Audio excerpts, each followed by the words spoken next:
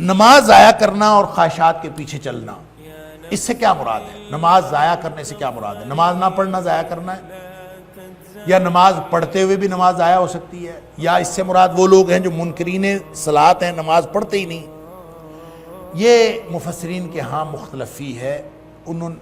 بعض کا خیال یہ ہے کہ نماز ضائع کرنے والوں سے مراد وہ لوگ ہیں جو نماز کا سرے سے انکار کرتے ہیں، کیونکہ جو شخص نماز پڑھتا ہے، کبھی پڑھ لیتا ہے کبھی نہیں پڑھتا، اس کو یہ تو نہیں کہا جا سکتا اس نے نماز ضائع کر لی۔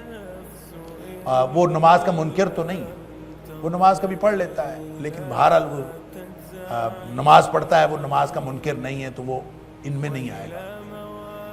لیکن صحیح بات یہ ہے کہ جو احادیث سے ثابت ہوتا ہے کہ نماز ضائع کرنے سے مراد ہر وہ شخص ہے جو نماز کو پورے آداب کے ساتھ نہیں پڑھتا اور نماز کو پوری پابندی کے ساتھ نہیں پڑھتا، وہ شخص دراصل نماز کو ضائع کر رہا ہے۔ اللہ